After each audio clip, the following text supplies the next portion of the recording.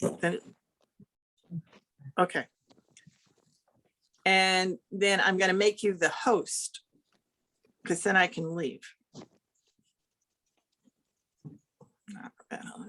Oh, here comes.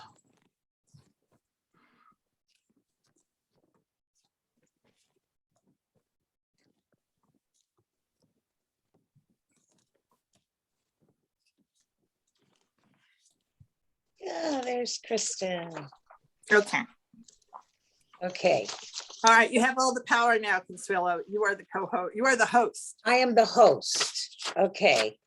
All right, well, it should be easy enough. We'll just, Oh yeah, you'll be fine. Just and you should just be able, when you're done, you can, just turn the recording off.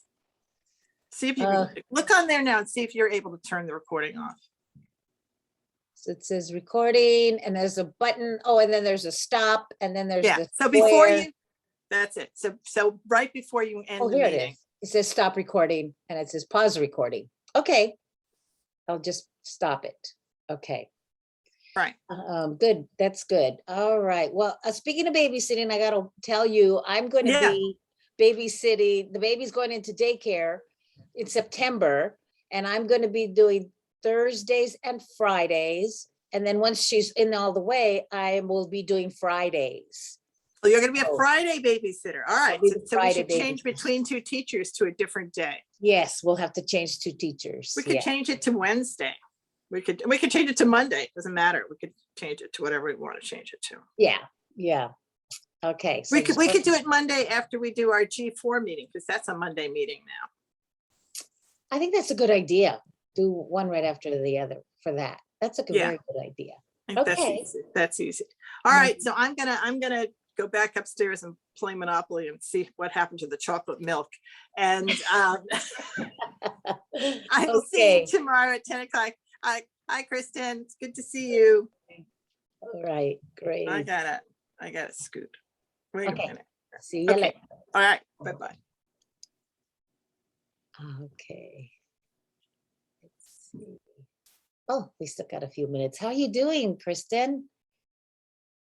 Oh, you're muted. I'm okay. How are you doing? Pretty good. Yeah, pretty good. Busy with this baby. Oh my gosh. I know. God, she is so cute. And she's big now. And she's walking. She's walking. Right. How She's- old is she now? She turned 1 in June. Right, So right, she's, I forget how many months that. right. Yeah. But oh, she's so fun. And Yeah. she's very lively and inquisitive and yeah, and she's learning words. Oh, To hear her wow. say words, That's she can early. say car and baby, and I think she can say bubble and oh, just so cute words. Oh, She's a doll. She's Bubble. That's an interesting. She must really like bubbles.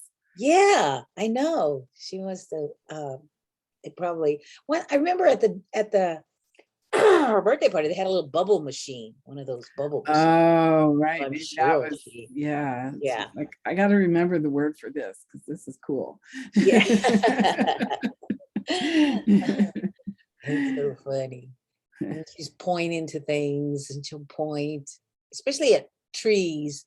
They said she could say bird, but I don't know. I haven't heard her say that. So, oh, it's just so fun. It's just really fun. Great. So,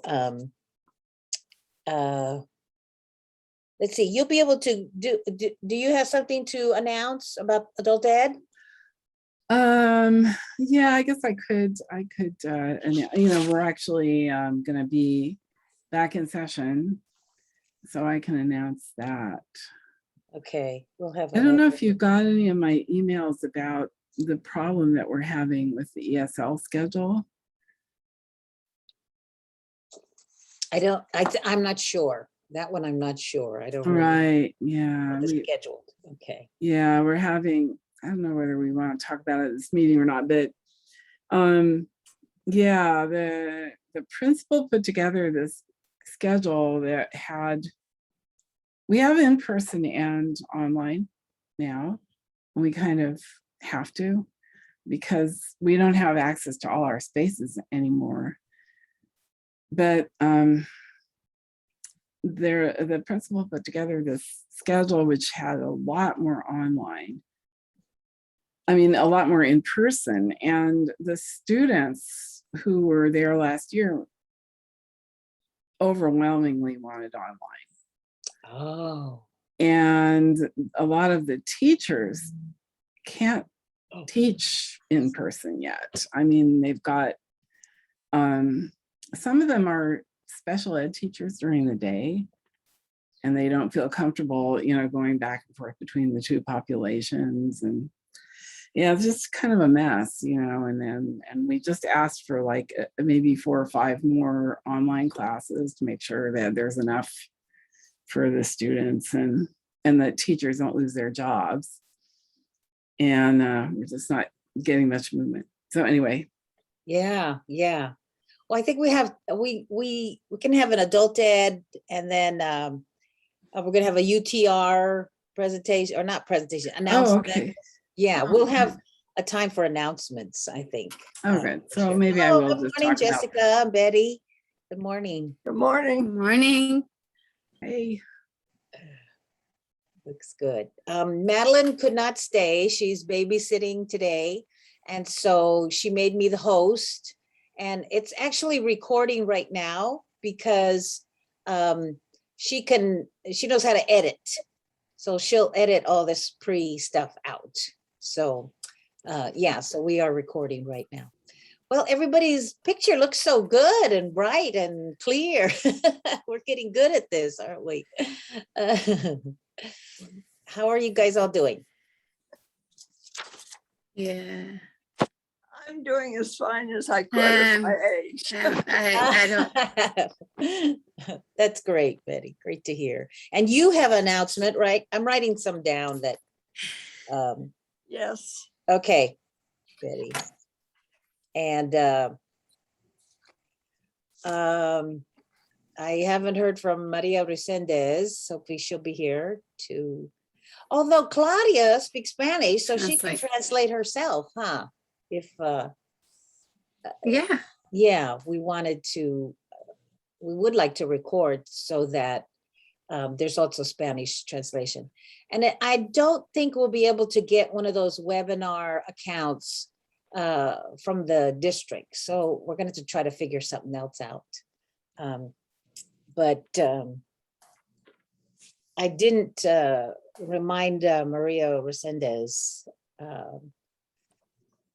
I should maybe text her and see if hopefully she's coming. If not, we still do the 10 o'clock update in Spanish. So let me see. Where am I? Okay.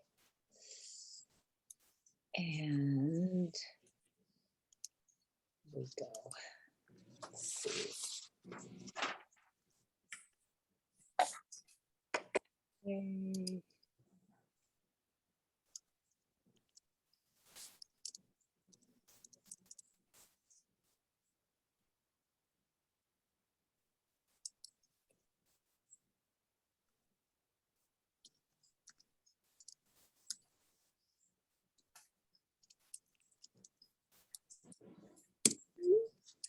Okay, so I sent her a little text reminder. Who? To Maria Resendez, Oh, okay.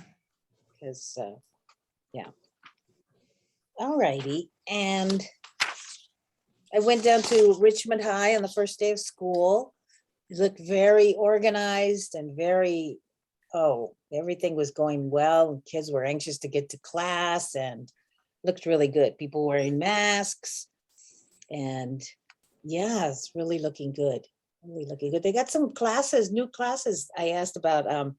Instead of a future teacher club, they're going to have a future teacher class. They've started a class. And then he said they're also doing a fashion design class and an entrepreneur class. And I said, yes, that's what we want for CTE. So Richmond High is really moving on that. That's nice. So how long should Yes. we wait, do you think? Here. Oh, it's only 9. I just texted Maria and Claudia to see if they're coming soon. Yeah, good. And I think we can wait. It's only the 4 of us, right? Yes, so far it's just the 4 of us. Oh, wait, there's people in the waiting room. Maybe we can introduce ourselves.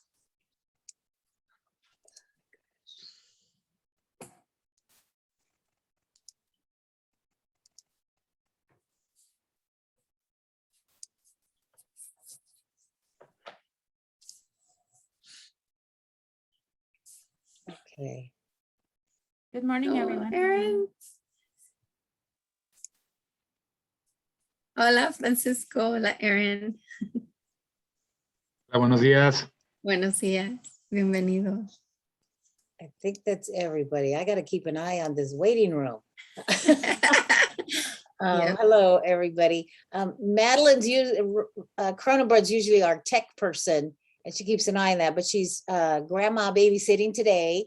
So she set all this up. And actually, right now we are recording. She said she'll just edit all the preliminary stuff out. And so I got to keep an eye on the waiting room. But good morning to everybody. What do you think? Looks like we could get started. Yeah, I think we should get started with the introductions, and then Claudia said that she'll be in pretty soon. Okay. So just get into the introductions or do the preliminary, Oh mission? yeah, we can read what the Concilio Latino is. Yes. Let's see here. Oh, mine is cut off here. Okay, well, welcome everybody to the West County Concilio Latino monthly meeting. The Concilio Latino is a network for individuals and organizations working with the Latino community in West Contra Costa County, which meets monthly to identify needs, share resources, resource information, and advocate for gaps in services for the Latino community at the local, state, and federal levels, and specifically address the needs of the monolingual Spanish-speaking community. Concilio Latino partners with coalitions of diverse civil and human rights organizations to advocate and participate in activities, events, and movements towards social justice for all, underserved and underrepresented and targeted communities. Okay. So I'll do it in Spanish. Yes, El please. Concilio Latino del Oeste del Condado es una red de personas y organizaciones que trabajan con la población latina del oeste de Contra Costa y nos reunimos mensualmente para identificar necesidades, recursos e información para resolver la falta de servicios y otras necesidades para la gente de habla española monolingüe. El Concilio Latino crea enlaces con coaliciones de diversas organizaciones de derechos humanos y civiles que abogan y participan en actividades, eventos y movimientos en pro de la justicia social para todos los grupos con poca representación e históricamente menos apoyados. Very good. So welcome everyone to today's meeting. We also recognize that we are presently on the lands of the Chucheño, Muecma, Karkin, Ohlone peoples and acknowledge them as the first inhabitants of the land we currently occupy. So my name is Consuelo Lara and I'm one of the co-facilitators of this meeting. Okay. Welcome. My name is Jessica Peregrina Ramirez. I'm a co-facilitator for the Concilio Latino. Kristen? Oh, hi, my name is Kristen Persley. I'm an English as a second language teacher, citizenship teacher with West Contra Costa Adult Education. I'm also the vice president of the Adult School Teachers Union. Very good, thank you. Betty? Betty is speaking for healthcare for all. the statewide organization and the Contra Costa chapter, and also for East Bay Peace Action. Thank And I'm you. a retired school public health nurse from the local district. Thank you. Aaron. Aaron, go ahead. Good morning, everyone. Buenos dias. I'm Erin Mendez. I'm the election outreach coordinator for Contra Costa County elections, and I'm happy to be here. And Francisco. Good morning, everybody. My name is Francisco Ortiz. I'm a 5th grade teacher, Ford Elementary. This year, I'm on full-time release to serve as United Teachers of Richmond Community School Organizer and Vice President. Glad to be here. Thank you. Great, thank you. Jaime, introduce yourself. Good morning. My name is Jaime. I'm an ACE member, and sometimes I'm employed by ACE. And so we do work out in Richmond. Thank you. Great. And let's see, Ken, Ryan? Hi, Ryan with Congressman Mark DeSaulnier's office. Pleasure to join you all again and hope everybody is doing well. Thank you, Ryan. Okay. And Ken? Hi, I'm Ken Ryan. I'm an adult school teacher who's driving to work. Okay. And I'm also the president of the Adult School Teachers Union. Thank you. Great, thanks. Let's see. Jessica Barragan. Good morning. My name is Jessica. I'm the volunteer learner coordinator for the Literacy for Every Adult program known as LEAP. Thank you. Thank you. And Hector. Buenos dias, everyone. Hector Malvido with, my pronouns are he, him, and I'm with the Sharing Opportunity Campaign in Contra Costa. Great, thank you. And Claudia? Buenos días a todos. Claudia Jimenez, Richmond City Council, District 6, and thank you for this meeting and for the invitation. Okay, very good. Okay, so and Claudia, you are our speaker for today. Yeah. Okay, anything I left out, Jessica, before we get started? Can't think of anything. We did recognize, right? Yes. Or we yes. didn't. Okay. Okay. I think we're ready. Okay. All right, Claudia. Thank you very much. And I want to tell everybody we are recording and it will be posted on our Facebook page. Okay. And now, Claudia, you can introduce yourself and begin. Thank you. Gracias, and thank you, everybody. As I said, I am a newly elected Richmond City Council. I sworn in the office in January, and since then, I have been working along with other community. I also are the co-chair of the Richmond Progressive Alliance, which is a volunteer organization here in Richmond to advance progressive policies. And I don't know how much time do I have. I'm sorry, I look at the agenda, but I forgot. So Jessica, can you tell me how much so I can just see what I... Yeah, I will.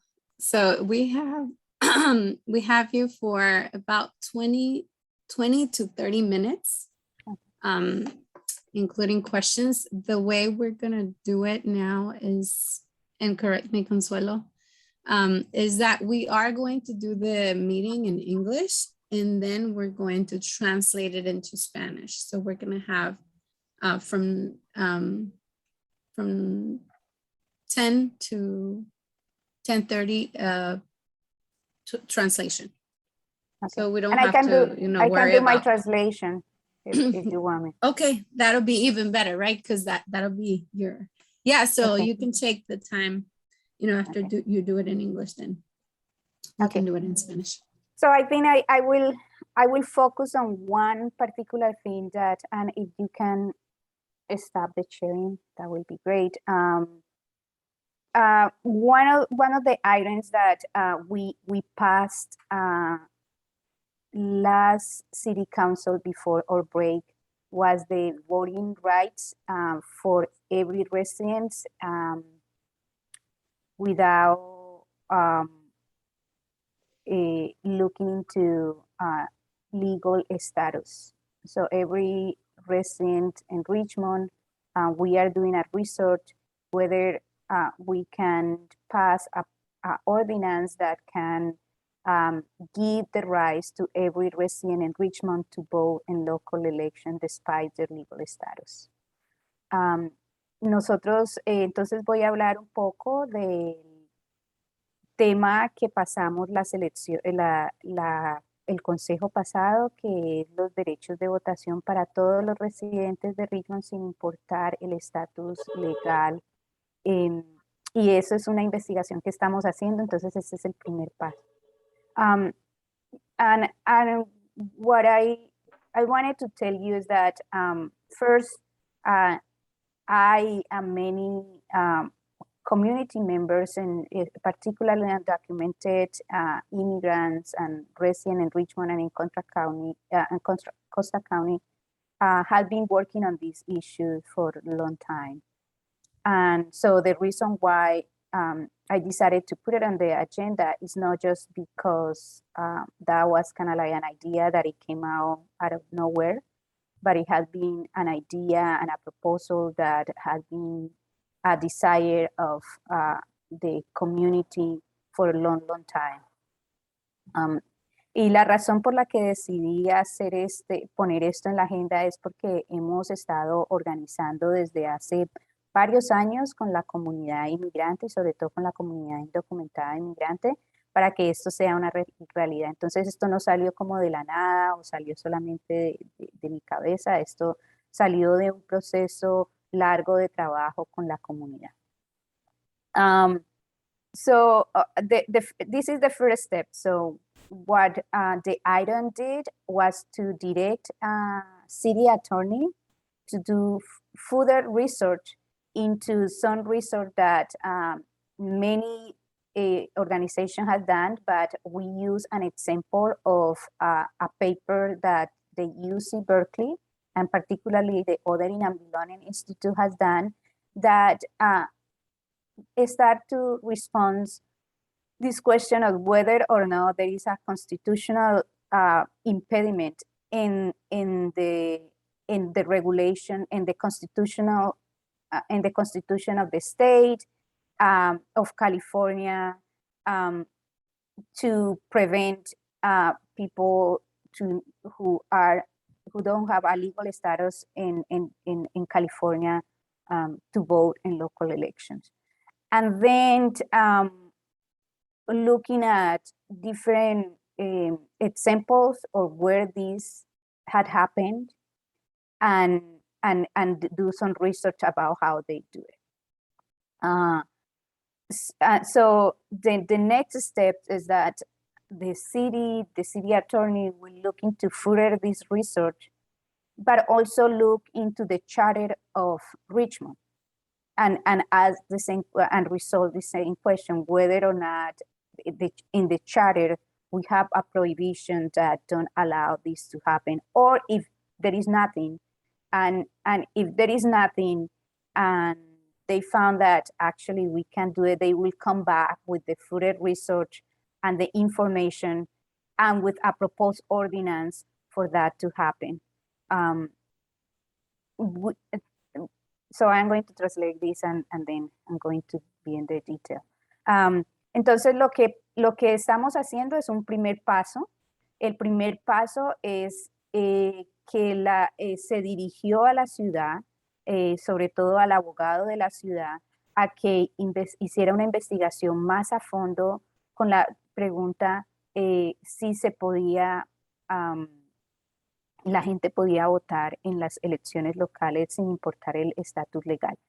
Y se usó investigaciones, han habido muchas investigaciones, pero en este caso usamos un ejemplo y la ciudad va a tener el derecho de usar más, que hizo la Universidad de Berkeley, especialmente de Othering and Belonging, donde ellos tenían unas preguntas de si había un impedimento legal en la Constitución de California que evitara que personas sin un estatus legal pudieran votar.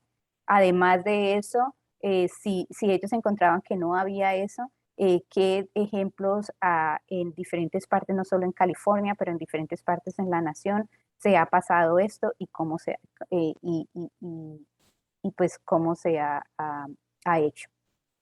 So I think they had been some questions, particularly 2 questions that had been brought up by members in the community. One question is one concern is that this will put at risk, particularly the undocumented community, because they will have to provide information that could be public available where they live. And the other question is about because this is not only for undocumented, this is for all residents, so different status. So there are some immigrants in our community that has a resident status that in the future or pretty soon are seeking for citizenship, right? And in the citizenship application, which I did, there is a question that said that asks you if you had voted in the United States. And people are concerned that this will that jeopardize that application if you put that you had voted in Richmond. So we have been working with immigration attorneys, particularly with Alice ID and Eliodoro Moreno, who are part of Contra Costa Together, which, so Alice ID, and I can imagine you have been inviting him. He's an immigration attorney, part of the public defender office in Contra Costa, as well as Eliodoro Moreno. But also we have been working with Shirla, which is a state coalition of immigrant rights, and with their legal team to address these questions.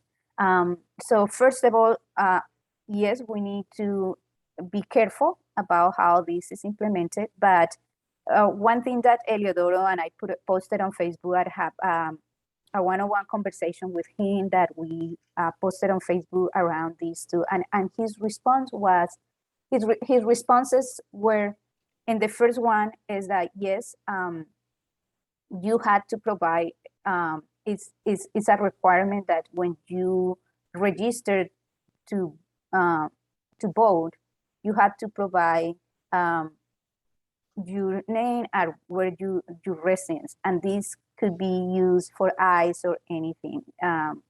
This information is available to the public. The thing that he says that this information is available to the public, but there is no any information about the legal status. So everybody who is like, it will be everybody. So that is just one thing. And then the other part is that we have sanctuary policies in the city of Richmond and in the county. So we are sanctuary policies. So we will need to look into that to see how really we prevent, like I won't be able to, like, the idea is that what sanctuary policies does is that we don't do information, but this is public information that anybody can have. But the thing is that they don't have all the info, like it's not like that this information said you have legal status or you don't have legal status. So that is not going to be there. So if ICE is going to require more information, we are a sanctuary city and county that won't allow for that information to be distributed or to be given to us. So that is part of what he thinks that it will be, there will be some protections. But again, we will be discussing more about how this could be could be more protection. And in the other part of the questions about the application for citizenship and the question that you had voted in the US, that question is more about whether you had falsely claimed citizenship in the United States. And know that you actually are voting or not, because it's supposed to be that if you cannot vote if you are citizen at the federal level as well. So the way that we think that this could be resolved is that the city will have to give a certification with an explanation for what they didn't commit any fraud, because in Richmond it will be legal for them to vote in the local election, and they can provide that information. This is not saying that is not going to put a little kind of like red flag for the people doing the form, but it's not going to jeopardize the process of the citizenship. He is sure that this could be a little hump in the process, but it's not going to jeopardize the citizenship. And is what he's assuming, and I agree with him, that is what we are trying to gain here for everybody, is for people to participate in democracy, to have more power. And this is greater in terms of how you have more power, how you are you are in our community. So I am going to translate all of these, and then I will stop here for questions. That sounds good. Entonces, lo que estaba diciendo en inglés, y espero que lo pueda decir todo en español, es que hay dos preguntas que en la comunidad han salido, que son preocupaciones que la gente tiene en si podemos hacer este trabajo, si la gente pueda votar. La primera pregunta es si, pues, si la gente se tiene que registrar, los datos, la información va a ser pública, y entonces esto pone en riesgo sobre todo a la gente indocumentada que pueda tener esa información. Y la otra pregunta es sobre la gente, como esto no es solamente para la gente indocumentada, sino para todos los residentes, y hay residentes que tienen residencia, no son ciudadanos, cuando ellos vayan a aplicar a la ciudadanía, entonces van a tener que, hay una pregunta que dice, ¿usted ha votado en elecciones en Estados Unidos? Y entonces eso podría hacer como parar que la gente no reciba la ciudadanía. Entonces, la primera pregunta, yo puse hablé con Eliodoro, que hemos trabajado con abogados de inmigración, Eliodoro Moreno y Ali Saidi, que son parte ellos son abogados de inmigración y son de la Defensoría Pública en Contra Costa, y tienen parte de la organización Contra Costa Together. Y puse esto en Facebook, entonces si quieren más información sobre eso, por favor vayan a la página de Facebook de Claudia Jimenez y miran el video. Pero lo que él dijo es que en la primera sí, la gente va a tener que dar la información, y pero es solamente parcial información, no es toda la información. Usted pone su nombre, su teléfono y su dirección, pero no le preguntan el estatus legal, no se pone allí. Entonces es una lista que va a tener todo el mundo, no solamente la gente que no tiene documentos, sino la gente que tiene residencia, la gente que tiene ciudadanía. Y entonces esta información pues va a estar pública, pero no es parcial, no es toda la información.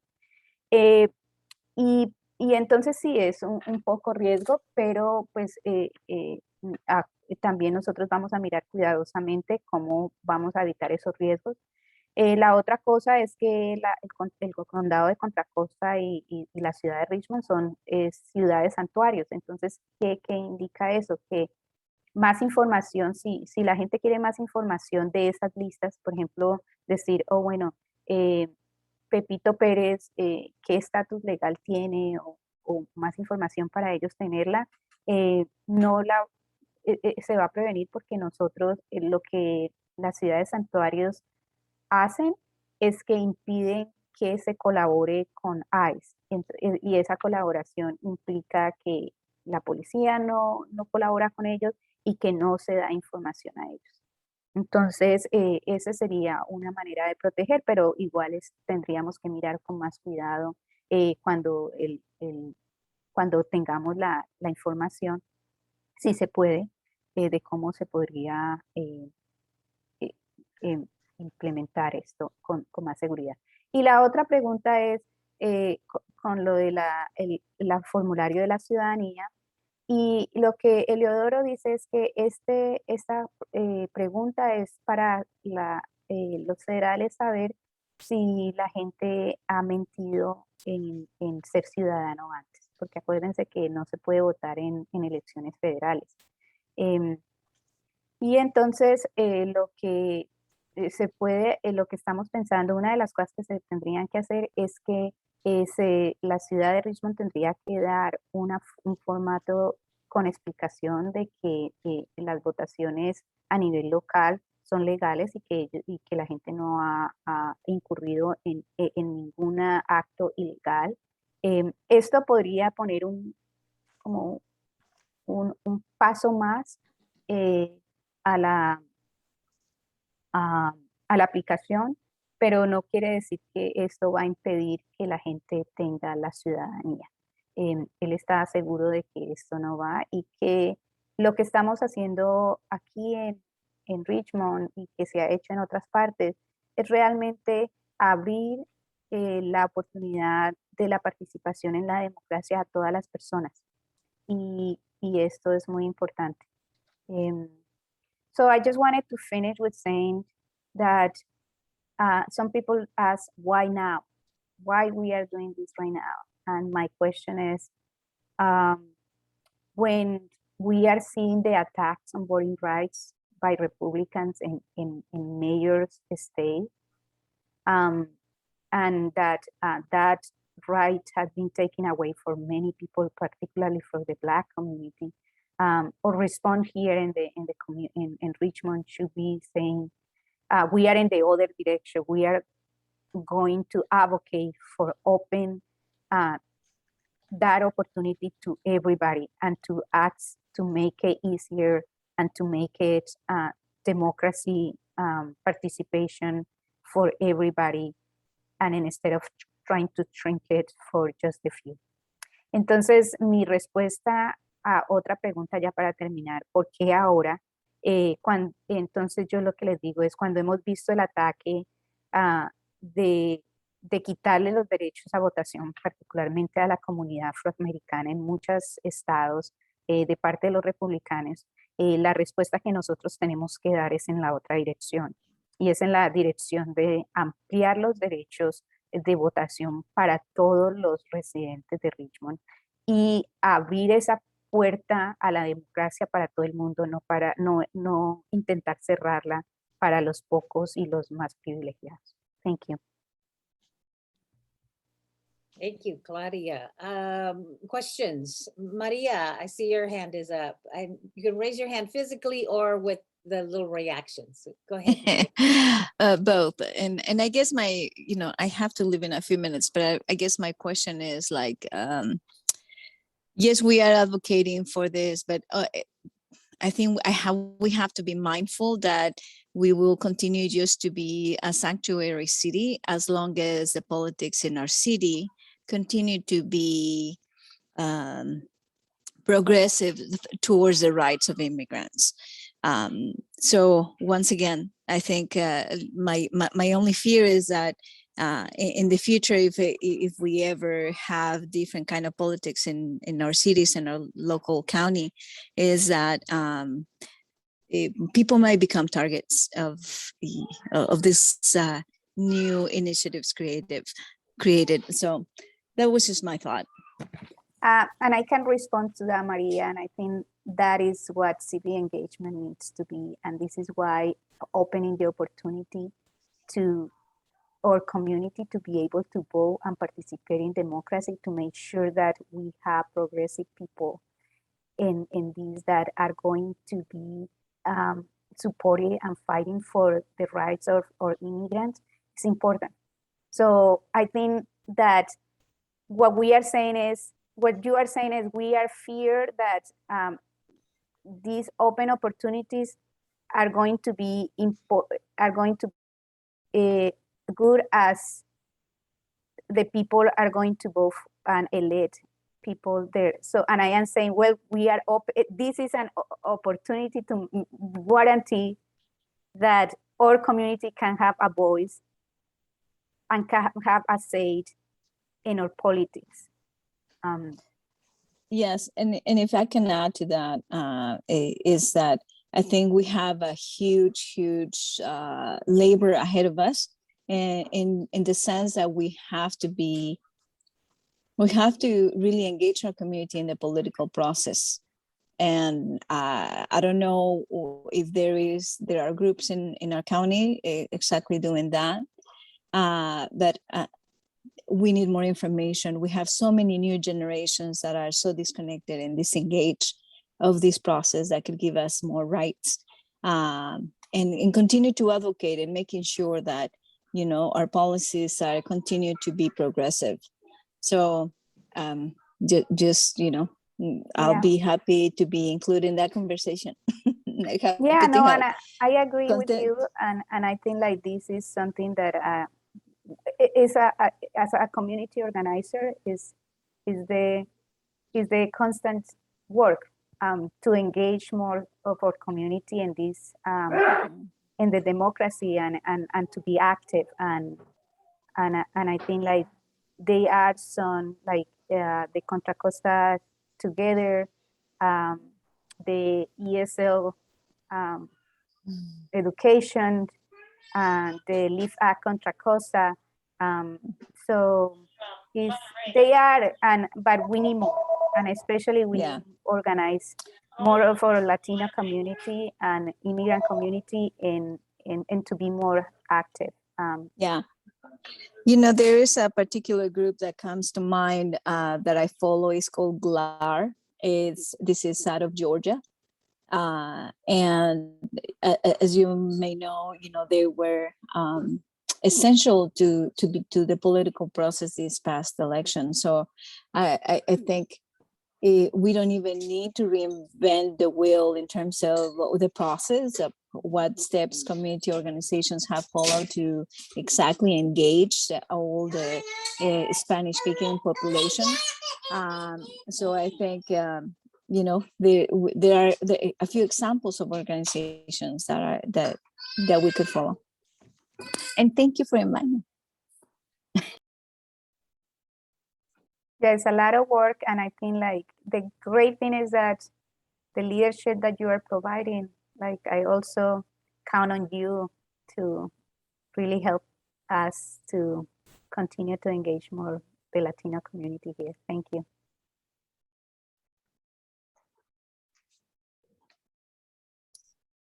Okay, Hector, you have questions, comments? Yeah, good morning. Thank you for your presentation, Claudia. I think it's great. I think the only sort of point of clarification I'm looking for is around the proof of not voting in past elections. Like I guess I'm wondering what does that all mean, and like what does that look like when you're inquiring about that history, and what's the process? You mean kind of like they like approve when somebody's going to be voting in Richmond, they have something that they can show to their in the application form. Is that right? Right. Yeah. Like Okay. what does that look like? Yeah.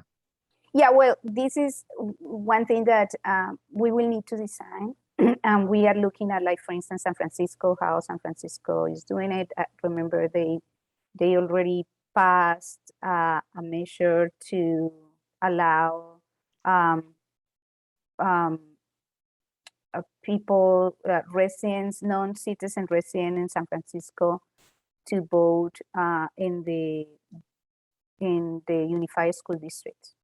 And they have a process where you can ask for some proof that it could give. So we are looking into what it looks like, but kind of general, it will have to be something that the city will need to provide.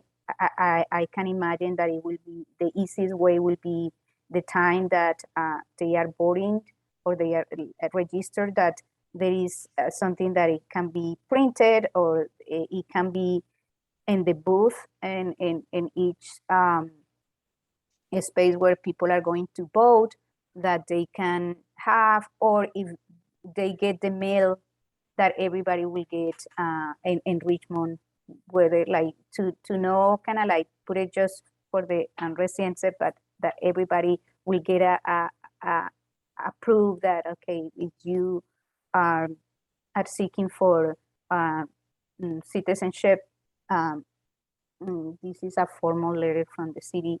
And also, we have been talking with Alice ID and Eliodoro from Contra Costa to get to, like, they if this pass and this is an opportunity, they want to partner with the city to give legal advice for free to people. So to encourage people that they will have the right and they will have all the tools to be able to do it without any repercussion or any fear. So we are talking to people who are in the immigration realm to support this effort if we discover or we know that could happen.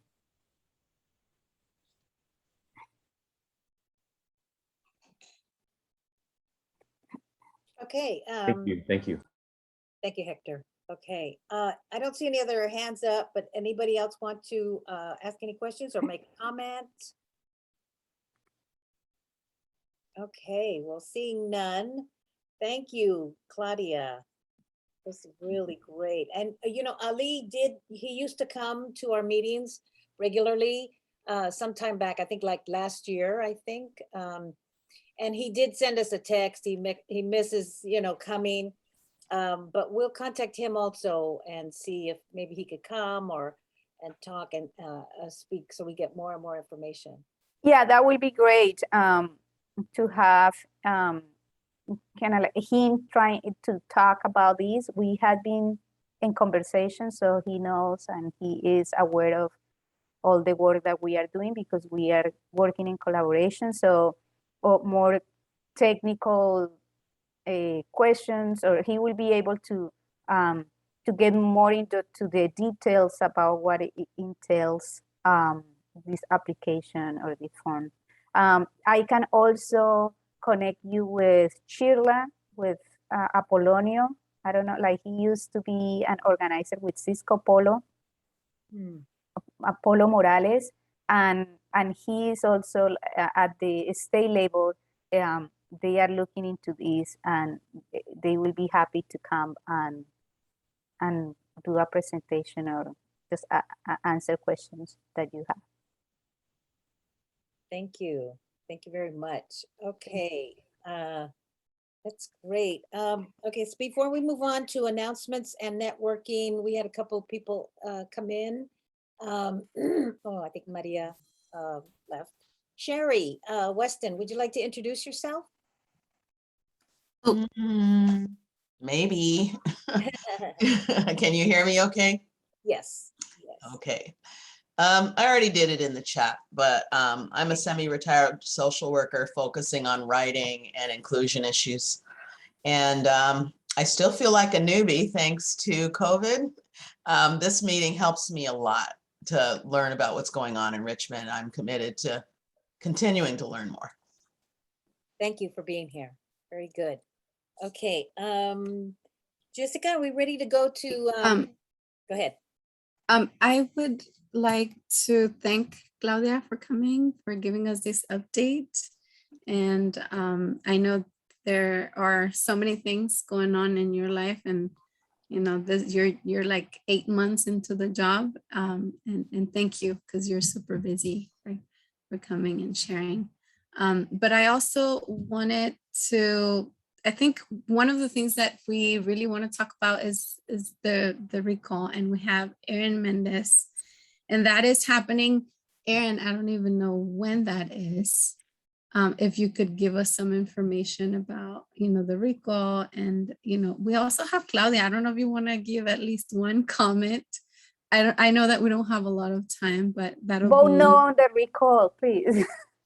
no on the recall. That's what you're saying. Okay. And so thank you for that comment. And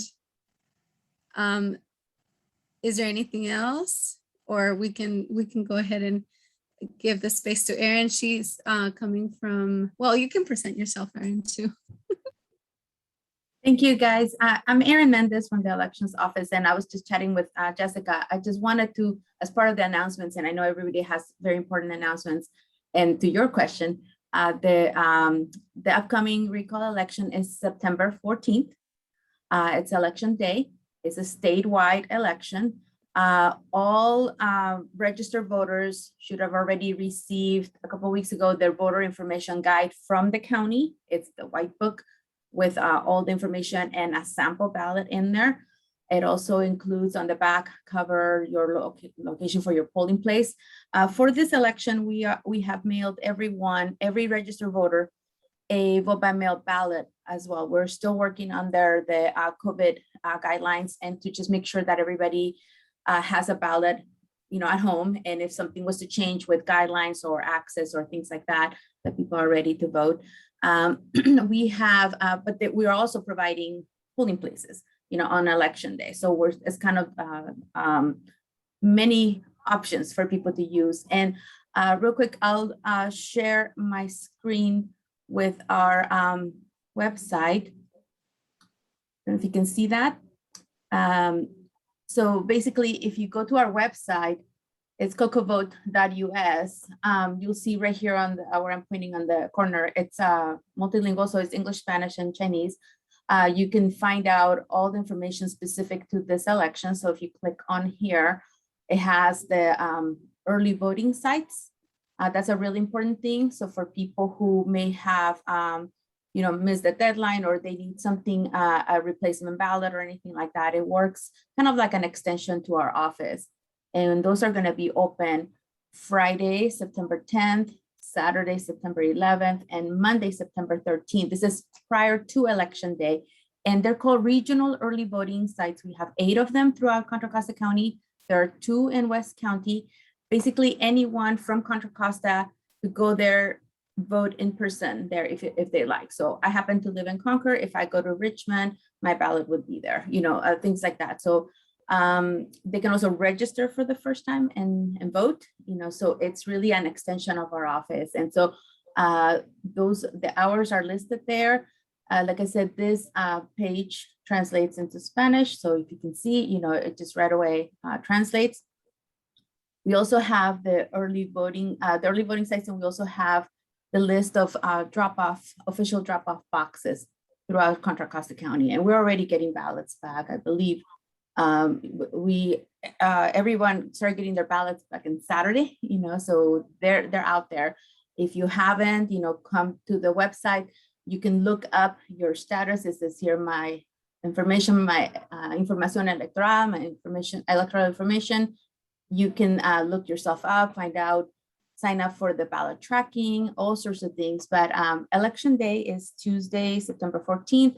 Voting in California is from 7 a.m. to 8 p.m. And our early voting sites are going to be open in the hours that I described. And I would just refer you to the website, because that's where you're going to find out the most up-to-date, anything new. So we have, in the whole county, we have 153 voting locations. We've been able to maintain those locations for a few years now. And if your polling place may have changed, it's really because of the availability of the site.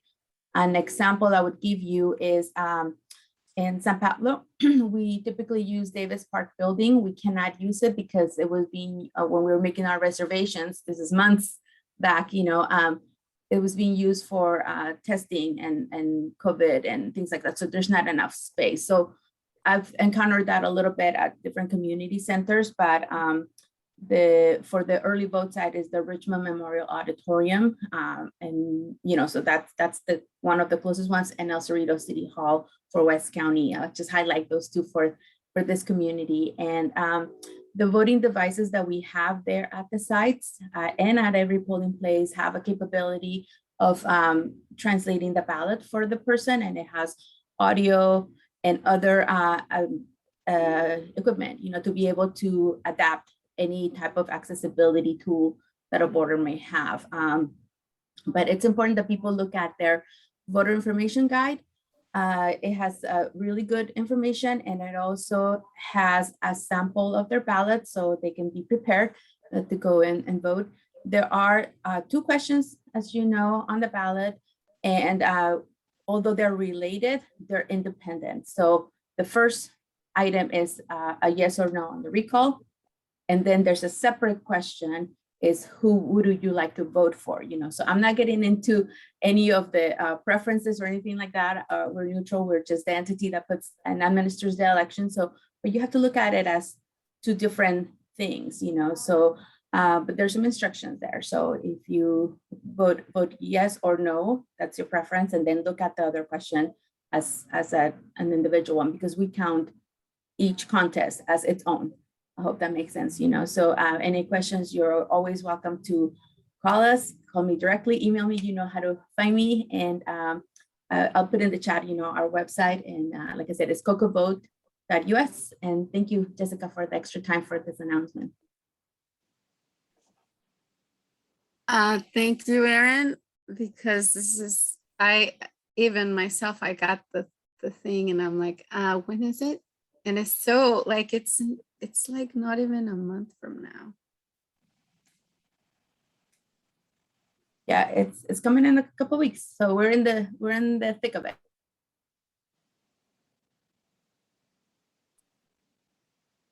Thank you, Erin.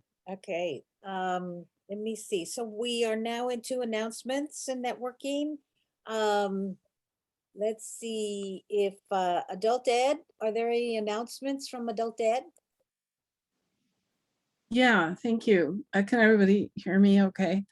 Yeah, so there's a couple of things. First, the adult school is going to be opening up for our fall term. September 7th is the first day of school. Our catalog should be coming in the mail sometime this week. And also it's posted, I think the classes are now posted on our website, which is wccae.info. Maybe I'll just put that in the chat. So if you're interested in classes or someone who is looking for a class, that's where it is. And we are going to be both in person and virtual this year. That last year we were completely virtual. So we're kind of slowly opening up for in person. And my other announcement is kind of a union announcement, which is that we're kind of in a struggle right now to get some more online English as a second language classes.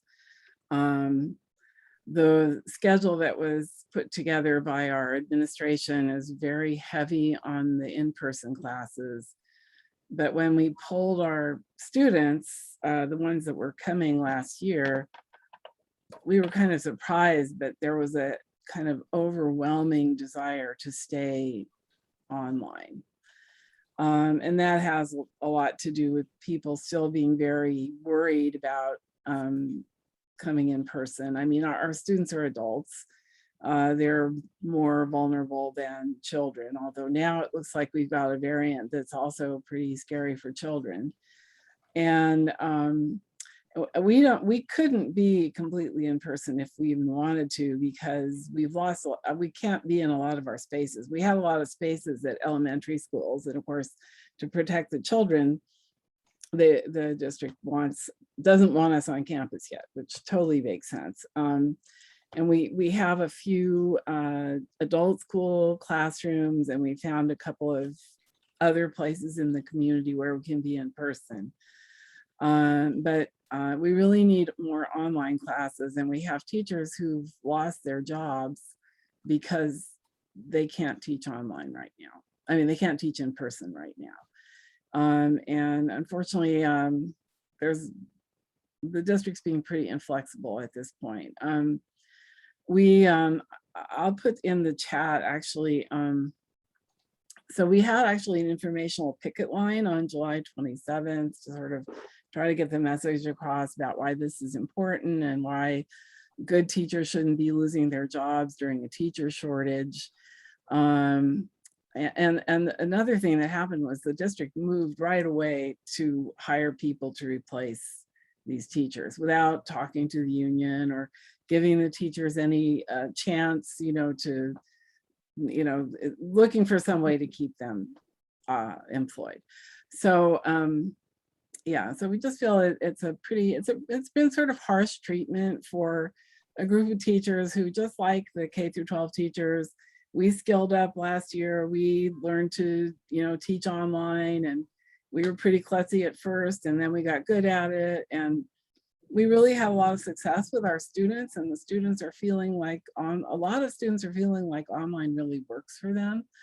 So, and we need, it's going to be discussed, I think, in closed session at the next school board meeting on August 25th.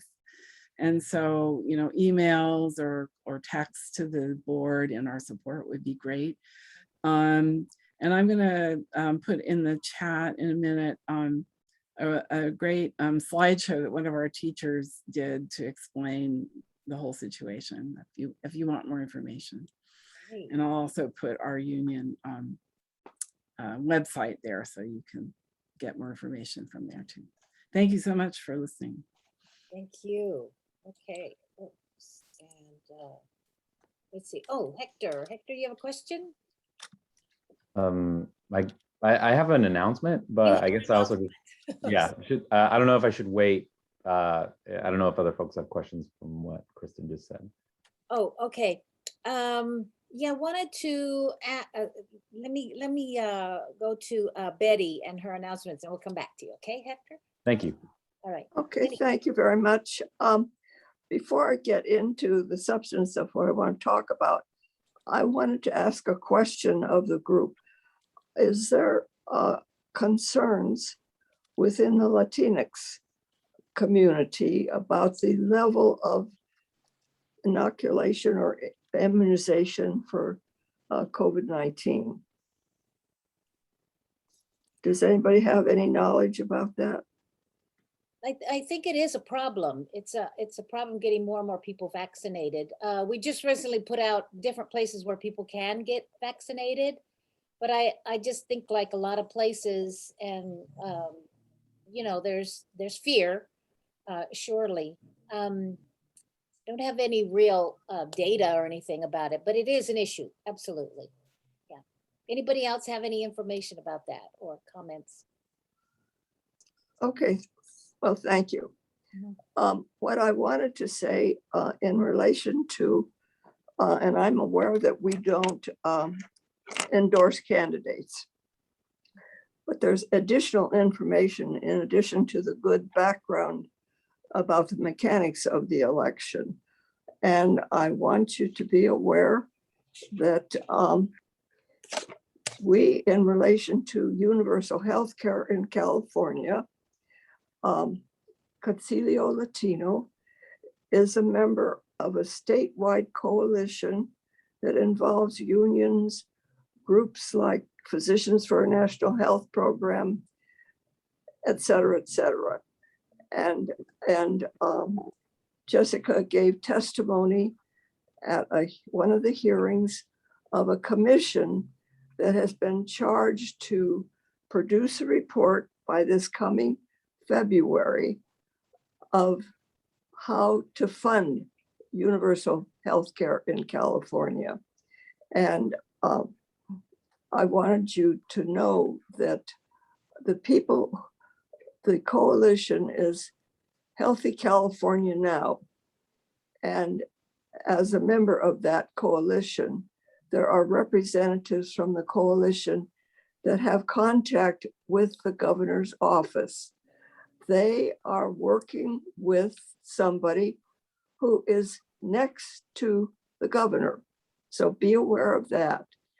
And when there was a rally held earlier this year, the Speaker of the Assembly, when Brown was in office, wouldn't bring a bill up for hearing, came out and said at the rally on the Capitol steps that he favored universal health care and single payer. And so that's information to keep in mind when you decide. And on the election, what's being referred to in certain quarters as the Republican recall. And if you look at the funders for the recall, you will see that it is, and this is in the literature that you get from the county elections office or state, whatever, that the National Republican Committee and the funders of Trump's election are the people who are behind this. And there was an attempt by the proponents of the recall to prevent Newsom from making reference in his statements to it being a Republican recall.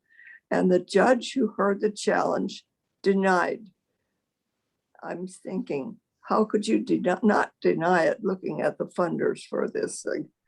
Anyway, and a vote on the yes or no does not require that you go through over 40 people running, none of whom are substantive Democrats. So that's what I wanted you to be aware of, and I thank you for listening to me. And I could talk more about, but that's the main point. Thank you so much. Okay. Yes, thank you, Betty. Thank you, Betty. Hector, you have an announcement? Yeah, folks, thank you so much for the discussion on the recall. It's as part of my other sort of efforts, I'm in Berkeley and we're starting to mobilize the Latino community to vote on the recall. So this is really helpful to hear, very informative. I guess I really briefly wanted to touch on ERAP. I don't know if any of you folks have heard what ERAP is or what its purpose has been in the county, but ERAP is the Emergency Rental Assistance Program that was launched as a part of the Senate Bill 91, which passed last January and most recently was extended at the end of July. At the end of June, and is now AB 832. Essentially, it's 100% rent forgiveness for tenants who are behind on their rent. There are a lot of really awesome things about this. One is that tenants don't need to ask for their landlord's permission to apply for ERAP if they owe any money. They don't have to be documented. That's not a question that happens. On the county, the way that the county decided to go about ERAP was they wanted to let the state handle the funds in the application process. Meaning if anyone in Contra Costa wants to apply for rental assistance, whether it's $200 or $15,000, which we've seen in some cases, the place to go would be Housing is Key. And they have a website that you could just Google Housing is Key and it'll take you right to the portal. And which is all great and dandy, but I think the reason why I wanted to speak really quickly is because Part of the way that the county decided to, so each county in the state decided to take in this ERAP money in different ways. The way that Contra Costa decided to take it on meant it got 1.5% or $500,000 or so to do outreach work in the community to make sure that people are getting this ERAP or getting a hold of it. The organization I work for, Ensuring Opportunity, and RCF Connects, which is located in Richmond, or formerly the Richmond Community Foundation, are managing a grant process in which we're inviting organizations, whether they're 501c3, they have to be 501c3s, that are out in the community, whether it's churches or direct service organizations, to do either outreach or technical assistance. Outreach is anything anywhere between sending out mailers to door knocking to doing social media blasts, etc. And those grants are available for $5,000. For technical assistance, meaning you're helping tenants apply for technical assistance just as you would through CalFresh or through Social Security office or any other benefits, those grants go up to $30,000. So this RFP process has been launched and has been going on for a while, and we're on the 4th round of funding organizations. So far, we've given out $308,000 to organizations that are doing this work, with a total of 21 organizations approved. And so a lot of our, some of the biggest demographics we've hit have been the Latinx community, the AAPI community, and the Black and African American communities. But we still have a lot of gaps that we're trying to cover with this round of funding, and ERAP 2.0 is on its way. Actually, if it wasn't for the election or the recall election, it would already be here. But the recall somehow has managed to slow a lot of this relief down just because it's so political. That being said, if there are any organizations here who are interested in applying for the grants to do outreach or to do technical assistance in either West County or the rest of Contra Costa, I'm going to put my email in the chat.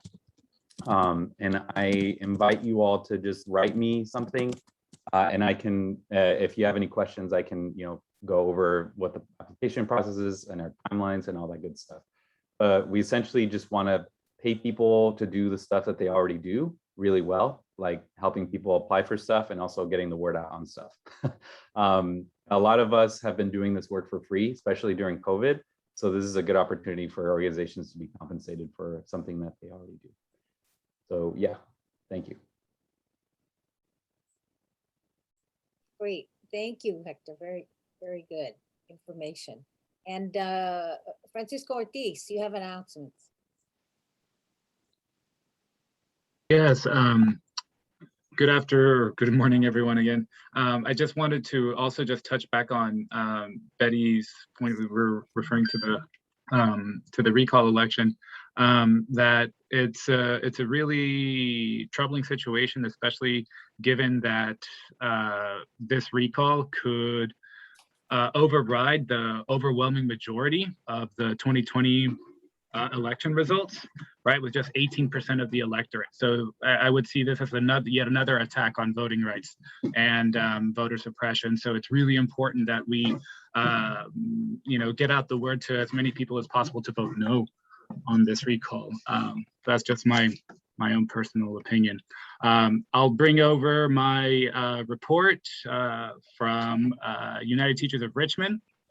Firstly, we're extremely excited and happy to be back in our classrooms with our students.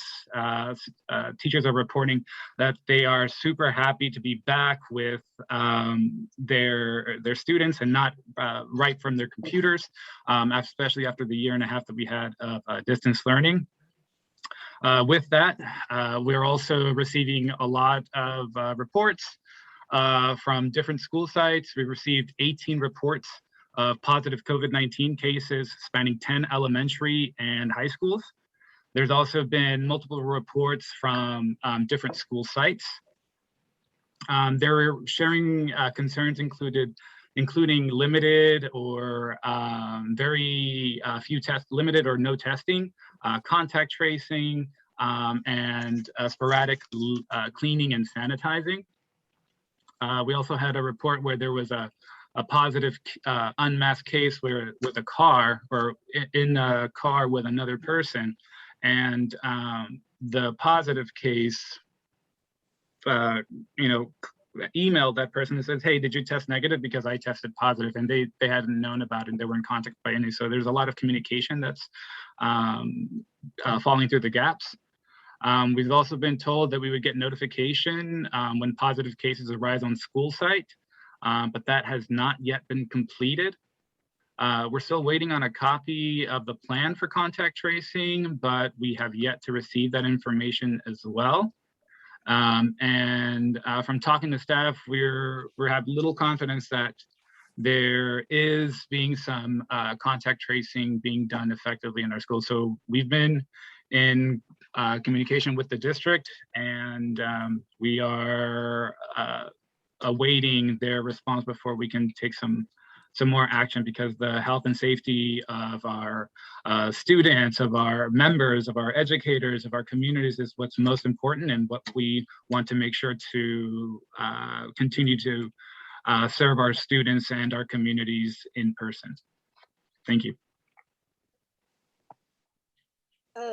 Francisco, just a question. Do you have any call to action for us, the things we might be able to do to support teachers? Yes, so the COVID dashboard was supposed to be up today. It got pushed back till Monday. And so once we see the updated version of that, and the next school board meeting is when we're planning our next action to really push the board, because I don't know whether if the board really knows how many contacts from board members that we've spoken to. It's a reduced amount of cases that they know that has actually been reported to us. So I think it's really important that the board knows, because the health and safety of our students is our #1 priority. Great, thank you so much. Jaime, did you have a question or a comment or announcement? I'm sorry. Yeah, going back to the recall, I did put information in the chat. This information I got from ACE. It was given out, well, it's been given out a while ago, so maybe I'm sure the money has, or most likely the money has increased. That was given by the Republicans. So $4 million were raised. More than half of that amount has come from a dozen contributors. Former Arkansas Governor Mike Huckabee donated $100,000. The California GOP has donated $185,000. The national GOP has donated $250,000. And the recall is also being supported by the Proud Boys, QAnon, and the anti-vaxxers. So I put that in the chat. Thank you. Thank you. Any more announcements? Oh, some people have left. Thank you so much for that, Jaime. Absolutely. Okay, no more announcements. Jessica? I'm ready to do the translation whenever we have all the announcements. Yes, what we just provide a Spanish summarizing the meeting, key points to make it accessible to our Spanish speaking community. So I know that the vaccine and the COVID update, we were hoping to get somebody who might be able to give us an update. And I just want to announce that next month we will have, our speaker will be Dr. Tia Robinson Cooper, who's the new president of the Contra Costa College, college president. And, you know, we'll find out what are her visions for the college and our community. So that will be September the 17th. So that's an announcement there. And Jessica, are we ready to close this part of the meeting? What do you think? Yep. Yes. Okay. All right. I assume that the 17th of September is the third Friday as per usual. Yes, And absolutely. it will be a Zoom meeting. Yes, it will. We are going to stay. Okay, Yes. Yes, Betty. thank you. Thank you. Okay. Jessica.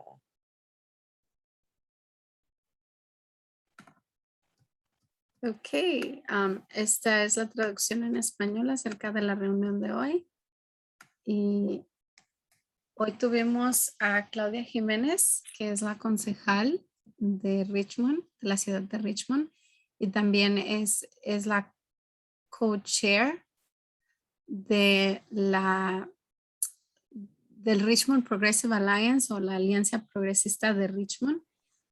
Y esa es una organización que avanza pólizas progresistas.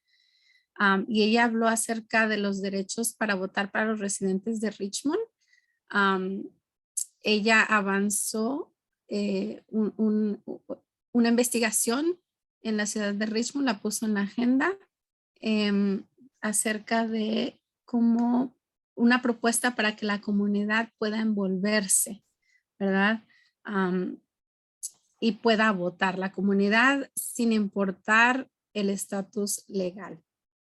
Entonces, la primera cosa que hicieron es pedirle a la ciudad o al abogado de la ciudad que haga más investigación para responder a la pregunta si hay un impedimento constitucional en el estado de California para prevenir que las personas sin estatus legal puedan votar. Después de hacer esta investigación, si no hay provisión, entonces se va a discutir algunas preocupaciones en la comunidad, como por ejemplo que si esta información no le pueda afectar a las personas en un futuro. Pero se está trabajando con abogados de migración y de defensa pública para asegurar que hay protecciones. Entonces, ahorita están todavía en esa etapa de investigación y de cuestionamiento. También la otra situación es de que la ciudad y el condado son santuario. Entonces, se está trabajando para ver, ¿verdad? Cómo se puede proteger esta situación de que pueda votar las personas sin estatus legal. Entonces esa fue su presentación. Lo que se está tratando, ¿verdad?, de hacer con esto nuevo, dice ella, es de que no es algo que vino de la nada, sino que ha nacido de años de organización donde las personas en la comunidad quieren tener una voz. Entonces esto promovería que las personas tuvieran ese empoderamiento y ser parte de un proceso democrático, ir en vez de lo que algunos estados están yendo a restringir los derechos de votación, a expandirlos, ¿verdad? Es como lo opuesto. Es lo que ella explicó. Después tuvimos una discusión acerca de algunas preguntas que se dieron, ¿verdad? Más que nada asegurando la protección de las personas que puedan votar, ¿verdad? Que no vaya a ser un problema en un futuro. Entonces, esa fue la discusión y están de acuerdo que es importante que se hagan bien las investigaciones para no afectar, ¿verdad?, a nadie. Después tuvimos la presentación de Erin Méndez. Ella habló acerca de las elecciones del recall, que le estamos llamando, donde quieren pues quitar al gobernador. La elección sería septiembre 14 y ella nos dio el correo electrónico cocovote.us, que es cocovote.us. Aquí puedes encontrar información acerca de todo relacionado con esta elección que va a pasar septiembre 14. Claudia también recomendó, ¿verdad?, que no al recall. Obviamente aquí en Concilio Latino no podemos ser políticos, pero sí proveer información que nosotros estamos o que nosotros sabemos, ¿no? Kristen Persley habló acerca de la educación para los adultos aquí en el distrito escolar del oeste de Contra Costa. Dice que las clases están en el sitio de internet de la escuela y hay un catálogo que va a salir esta semana. Habrá clases virtuales, pero también en persona. El año pasado fueron completamente virtuales, pero este año ya están moviendo a en persona. Hay algunas clases que van a pasar. Este año no van a estar en las escuelas elementales para proteger a los niños. Entonces no se les permitió estar en las escuelas. Pero también habló acerca de cómo el distrito es un poco inflexible y quiere moverse en persona, pero en realidad los mismos estudiantes han discutido o compartido que ellos se sienten a gusto tomando las clases en línea. Entonces los maestros también quieren esa flexibilidad, ¿no? De poder enseñar en línea para los estudiantes. También habló acerca de que en julio 27 hubo como una protesta para compartir esos sentimientos hacia el distrito escolar y habrá una nueva reunión, una sesión cerrada el agosto 25. Entonces se pide a la comunidad que compartan sus sentimientos hacia este tema de cómo ellos se sienten y de por qué es importante que los maestros continúen, los maestros de educación adulta continúen dando clases, en especial clases de inglés como segunda lengua por medio de la internet. Después tuvimos a Betty y ella habló acerca de preguntas acerca de si las personas en la si la comunidad latina tenía preocupaciones y si era un problema que se vacunaran. Y sí hubo una discusión acerca de eso, como nosotros creemos que las personas necesiten vacunarse y todavía haya un grupo de personas que no esté siendo vacunado. Hablamos también acerca de que no endorsamos los candidatos, pero también habló acerca de algo muy importante que es qué es lo que está detrás en la mecánica de esta elección, de este recall, ¿verdad? Y habló acerca de cómo se ha hecho mucho trabajo acerca de la salud para todos o salud universal para todos en California y cómo, ¿verdad? Se ha estado trabajando de una manera muy cercana con este gobernador para que esto se vaya dando. Y en realidad, ¿qué se puede perder si no seguimos trabajando con este gobernador? También habló acerca de quién está dándole los fondos a esta elección, a este recall para destituir al gobernador. Y habló acerca de cómo hay mucho dinero de la parte republicana y los que le dieron fondos a Trump. Entonces, antes de votar hay que estudiar más que nada las implicaciones que tenemos y todo lo que podemos perder. Algo más de parte de Héctor. Él habló acerca de también, ¿verdad?, de la importancia de movilizar a la comunidad latina, de educarla, de darle información correcta para que puedan votar de una manera sabia. Y Jessica, si quieres, yo puedo dar un toquecito breve en español para que... Por favor, gracias. De nada, claro, claro. En breve, yo estoy representando pues el programa en Contracosta de la ayuda del alquiler o de la renta de emergencia durante COVID. Entonces, si hay gente que no ha podido pagar su renta porque ha perdido su trabajo y se siente a riesgo, sí hay opciones.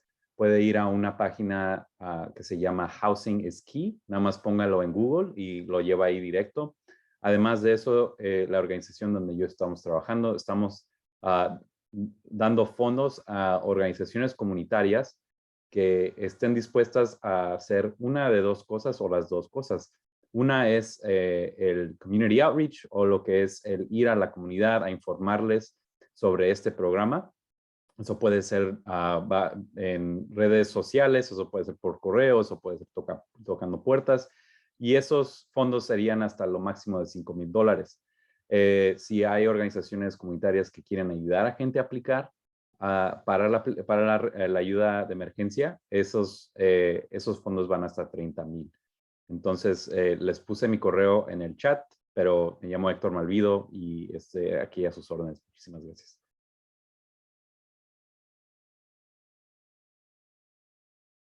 Gracias. No sé si Francisco está aquí. ¿Ya se fue? Ya se fue, ¿verdad? Ok, entonces continuamos. Jessica, si gustas, puedo repetir un poquito también de los Sí. datos electorales. Si Por gustas. favor. Este sería el Ok. momento perfecto, Eren. Ok. Básicamente presenté acerca de la información que tenemos en la página web de Contra Costa, el Condado de Contra Costa, el Departamento Electoral. Y la información, toda la información electoral está traducida en el español.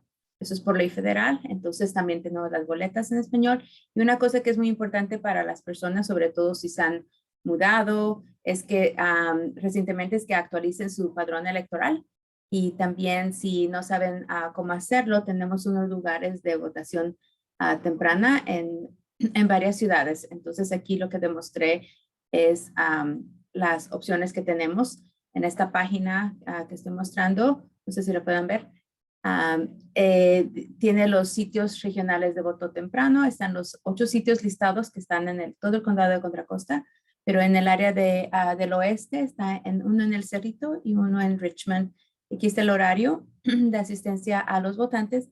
En esos lugares las personas pueden inscribirse para votar por primera vez, votar ahí. También si necesitan un reemplazo de su boleta, se les puede reemplazar o entregar su boleta, porque a todas las personas que ya están inscritas para votar, se les ha enviado una boleta por correspondencia para que estén preparados. Esto es por en caso de que, esperemos que no, ¿verdad? Pero que el COVID progrese de una manera que nos impida salir a votar, que las personas lo puedan hacer desde su casa si desean, pero también estamos proveyendo 153 lugares de votación en todo el condado de Contra Costa y son básicamente los mismos lugares que hemos mantenido por varios años. Pero es importante que vean su guía del votante. En esa guía del votante, ahí tiene su lugar de votación, pero si no saben dónde es mi lugar de votación, también pueden buscarlo aquí donde dice mi información electoral. Ahí buscan, ponen su nombre, unos datos y ahí sale toda la información, incluyendo la muestra de su boleta.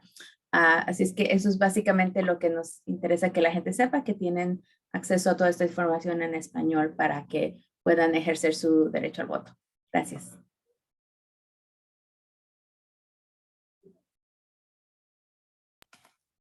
Gracias, Erin. Jaime, ¿quieres decir la información en español?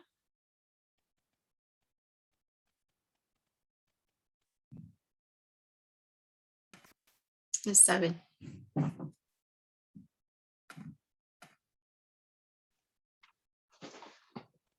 Sí, esta información viene de la organización ACE en inglés. Las letras son ACCE. Y esta información ya tiene como 2 meses y puede ser que ya los republicanos hayan incrementado el dinero que han donado para esta campaña. Un total de $4 millones. Bueno, se juntaron.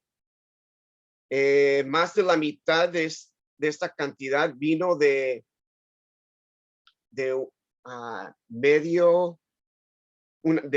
una media docena de personas que contribuyeron. el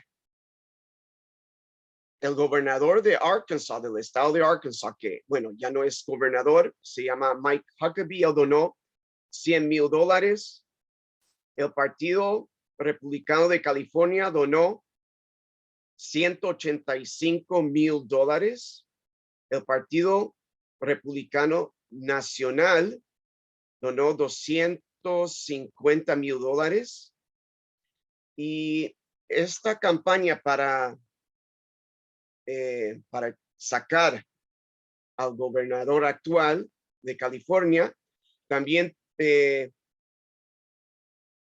es apoyado por los Proud Boys, por QAnon y los que están en contra de la vacunación. Muchas gracias.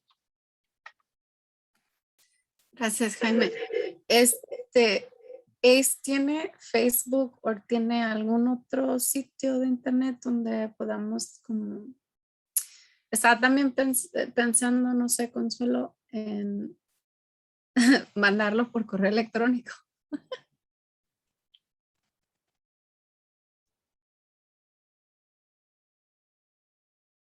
O sea, se puede copiar de lo que escribí ahí en el chat. Ok. Pero creo cuando copias, te copia todo, ¿no? Y ya nada más. Yes. Por yes. eso había dicho. All of it will be safe. Copy. Yes, copy. Absolutely. And it'll be posted. And then people can repost to other places. So we'll post it definitely on our Facebook page. I put it on my pages, even LinkedIn, Twitter. We can put it on different places. I think it's really important because I hear people in our community who don't really know what's going on and they're going with whatever they hear on TV. Yeah, yeah. So we do need to pass this information on as much as we can. Yeah. Okay. All righty. Thank you. 10:29, look at that. Okay, I think we're finished. Bye, everybody. And thank you so much.